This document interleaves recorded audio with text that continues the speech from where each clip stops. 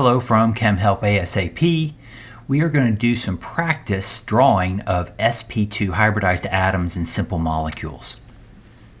Okay, so when we do sp2 hybridization, we need to keep track of our axes, and to keep track of our axes, we need to define some axes. So here is a common way that people define axes. They'll say this is the z-axis, this is the y-axis, and that is the x-axis. So when we do sp2 hybridization, we need to take our s orbital, pz, we need to take our s orbital and combine it with two of our p orbitals. And of course our p orbitals are not identical. They are different. They're different in terms of their axes. So we could make an sp2 in this fashion, using our px and py and leaving our unhybridized pz. That means our sp2 hybrids are going to occupy the xy plane. Why the xy plane? Well, it's because we use px and py to make the hybrids. There's another way that people commonly do that. When I say that, I mean make sp2 hybrids.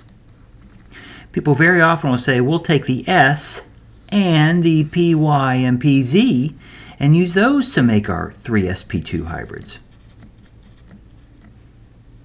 And then we'll have left over our px. So our sp2 hybrids occupy, in this case, the yz plane.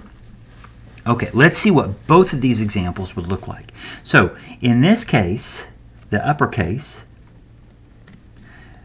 we would think of sp2 hybridization. We need an atom in the middle. That's our hybrid atom. And it's going to have three groups coming off of it.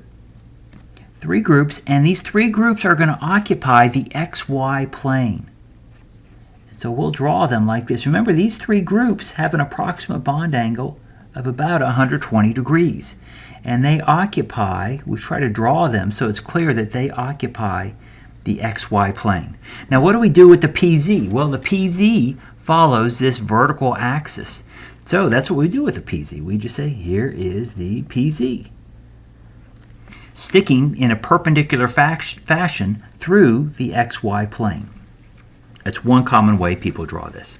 The other common way, which is the lower method that I've shown here, is to say, here's our atom, sp2 hybridized, and we're going to have three groups coming off equally. And you might think the easiest way to do that is to put all three groups within the plane of the writing surface. And I agree, that is probably the cleanest picture.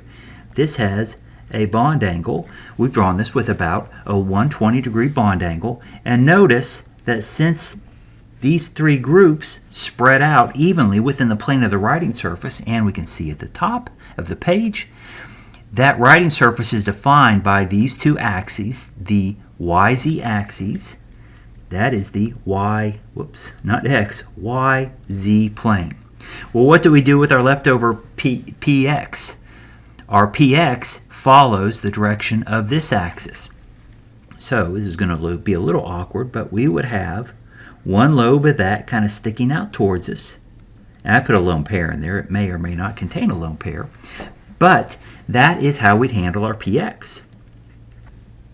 So as you can see, these pictures can get a little busy, a little bit messy, but we have to draw them clearly so we can communicate with others.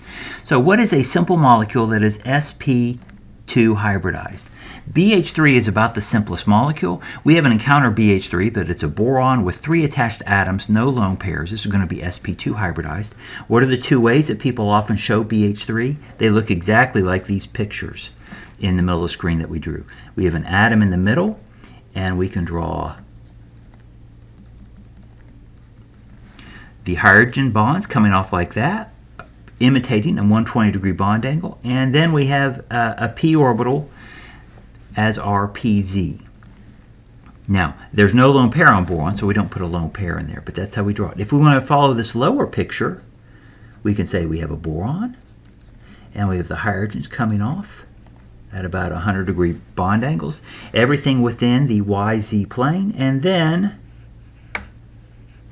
our vacant pz, our vacant px. It's hard to keep track of these axes. You got to be very careful. Our vacant px is now along the orientation of the axis, coming out of the plane and going back into the plane. So these are the ways that you show sp2 hybridized atoms. We're going to see these in molecules very shortly, but it's important for us to be able to draw these on simple molecules before we start to incorporate bonding and putting these together to make larger molecules.